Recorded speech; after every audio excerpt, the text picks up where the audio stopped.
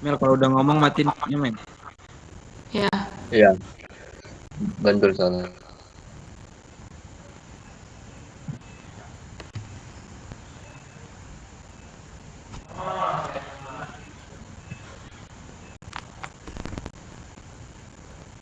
udah udah direkam. Assalamualaikum warahmatullahi wabarakatuh. Waalaikumsalam warahmatullahi wabarakatuh. Wabarakatuh. Shalom, Om Swastiastu, Namo Buddhaya, salam kebajikan, tabikpun. Ya pun. Kami dari mata kuliah Fenomena Transport Material kelas RB ingin mempresentasikan hasil pembahasan kami dengan tema teknik pengukuran transport pemrosesan material. Judulnya aplikasi balance energi pada aliran fluida. Sebelumnya dengan dosen pengampu Bapak Dr. Eng Bambang Ari Wahyudi MSc. Mungkin sebelum masuk ke dalam pembahasan kami, alangkah lebih baiknya kami memperkenalkan terlebih dahulu. Jadi saya Marcel Gilardino dengan NIM 123360070 sebagai moderator atau sebagai desain pada presentasi kali ini.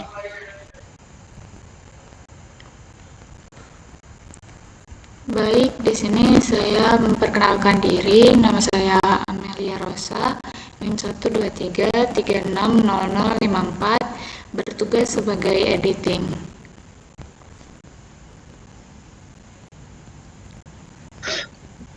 Baik, izin masuk semua. Perkenalkan, nama saya Wahyu Pratama Pantera Tigris, selaku ketua daripada kelompok ini dengan NIM 123360082. Pada kali ini saya ditugaskan untuk mencari informasi sebagai apa yang ingin diangkat untuk pembahasan pada kali ini. Mungkin bakal dijelaskan untuk yang bagian pertama oleh teman saya Amelia Rosa. Mungkin kepada Amelia Rosa, kamera dan tempat dipersilakan. Baik, terima kasih. Di sini saya akan menjelaskan bagian 1, yaitu pendahuluan. Keseimbangan energi dalam aliran fluida merupakan bagian dari fenomena transport energi. Konsep ini penting dalam merancang sistem perpipaan, menentukan kebutuhan energi, serta memastikan bahwa sistem bekerja optimal tanpa pemborosan energi. Penerapan keseimbangan energi sangat penting di berbagai industri, terutama dalam proses yang melibatkan logam cair, seperti pengecoran dan peleburan logam. Misalnya, pengaliran logam cair menggunakan ledle centong di pabrik baja harus dirancang dengan memperhitungkan laju alir, tekanan, dan kerugian energi energi agar logam tetap pada suhu dan kondisi fisik yang diinginkan saat tiba di titik tujuan.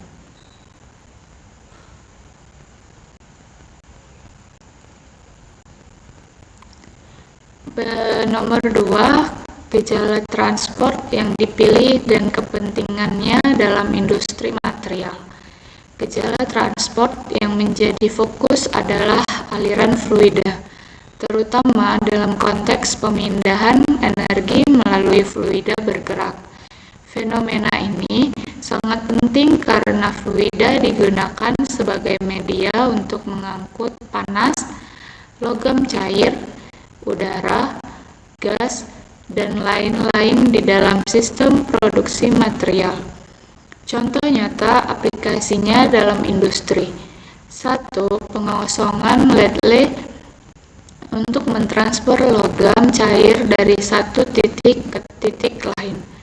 2. Aliran udara dalam sistem ventilasi peleburan logam.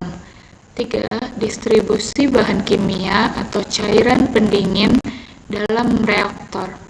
4. Kemampuan untuk memodelkan, mengukur, dan mengontrol aliran ini memungkinkan efisiensi energi dan meningkatkan mutu produk akhir. Lanjut, next. Mungkin untuk bagian ketiga dan keempat bakal dijelaskan oleh ketua saya, yaitu Wahyu Pratama. Pada Wahyu Pratama, kamera dan mikrofon, persilakan. Terima kasih atas kesempatannya. Pada bagian 3 terdapat bagaimana cara mengamati dan melakukan pengukuran gejala transport ini. Pengamatan dan pengukuran. Yang pertama, ada pengamatan dan pengukuran dengan cara heat meter. Pada heat meter terdapat berbagai cara, di antaranya ada orifice meter, yaitu menggunakan pot berlubang untuk menciptakan perbedaan tekanan yang bisa dikonversi menjadi kecepatan aliran. Cara kerja orifice meter tersebut kurang lebihnya seperti pada gambar di sebelah kanan. Pengamatan dan pengukuran pada heat meter yang kedua ada yang namanya venturi meter, yaitu mengandalkan perubahan penampang pipa yang menyebabkan perubahan tekanan dan kecepatan. Pada pengamatan dan pengukuran di heat meter yang terakhir ada yang namanya flow nozzle. Flow nozzle memiliki karakteristik berupa venturi, namun dengan desain yang berbeda. Pengamatan dan pengukuran yang kedua ada yang namanya area meter. Pada area meter terdapat cara yaitu rotameter. Rotameter sendiri memiliki cara yaitu mengukur aliran berdasarkan posisi pelampung dalam tabung virus vertikal. Cara kerja rotameter sendiri kurang lebihnya ada seperti gambar di sebelah kanan. Mungkin dapat di next.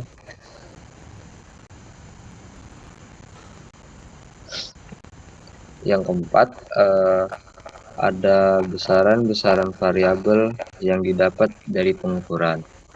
Dari pengukuran tersebut, sejumlah parameter penting dapat diperoleh sebagai berikut. Yang pertama ada tekanan fluida dalam kurung P, yaitu tekanan statis dan dinamis sebelum dan sesudah suatu komponen sistem.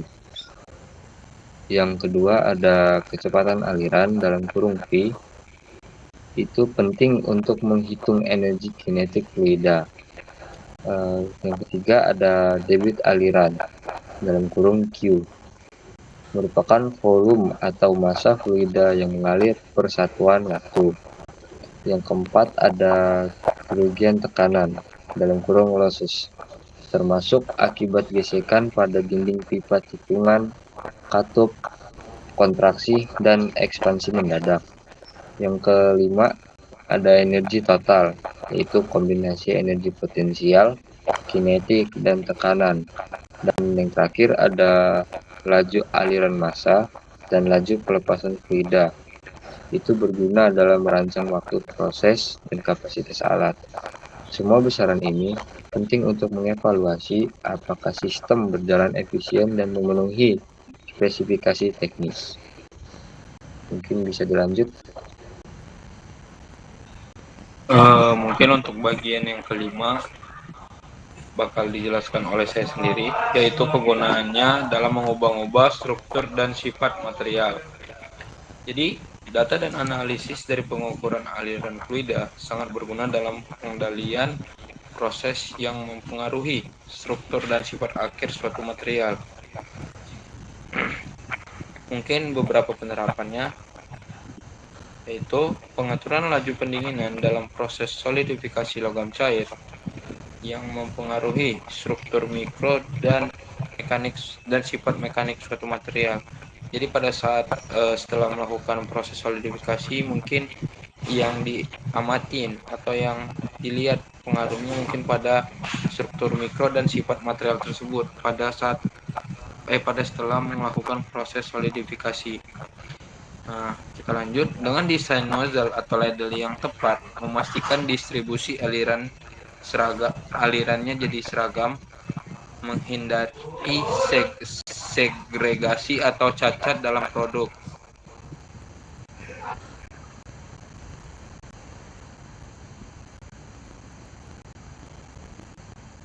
Kontrol tekanan dan suhu dalam reaktor atau furnace untuk memastikan reaksi material berlangsung dengan optimal. Jadi pada saat kita menggunakan furnace, jadi memang harus dilihat dulu terlebih dahulu pada tekanan suhunya atau reaktor pada dalam furnace itu sendiri, supaya memang pada saat kita melakukan pemanasan pada furnace itu memang alirannya tekanan suhunya itu stabil lah atau optimal kurang lebih. Jadi yang ketiga itu optimasi jaringan pipa dan fitting untuk meminimal rugi dan tekanan konsumsi energi, sekaligus menjaga kestabilan proses manufaktur dengan memahami dan mengendalikan fenomena aliran. Insinyur material dapat memodifikasi kondisi proses untuk menghasilkan material dengan sifat yang diinginkan. Kita lanjut di bagian kesimpulan. Jadi untuk bagian kesimpulan sendiri, yang pertama itu ada fenomena transfer energi khususnya pada aliran fluida memainkan peran vital dalam industri material. Jadi yang kedua itu ada penggunaan prinsip konservasi energi dan alat ukur seperti orifis dan rotameter memungkinkan kontrol proses yang akurat. Dan yang ketiga, data seperti tekanan, kecepatan, dan kerugian energi sangat penting dalam perancangan sistem yang efisien. Yang keempat, studi kasus seperti pengosongan ladle menunjukkan pentingnya penerapan konsep ini di dalam dunia nyata. Mungkin itu saja yang bisa saya berikan hanya 4 yang bisa kami berikan pada poin kesimpulan. Kita lanjut bagian kesimpulan sekaligus menutup presentasi kami pada kali ini. Mungkin saya mewakili teman-teman saya meminta maaf apabila ada salah kata atau salah penyebutan nama atau gelar pada saat kami mempresentasikan nama. Mungkin untuk menutup presentasi pada kali ini, mengucapkan wassalamualaikum warahmatullahi wabarakatuh.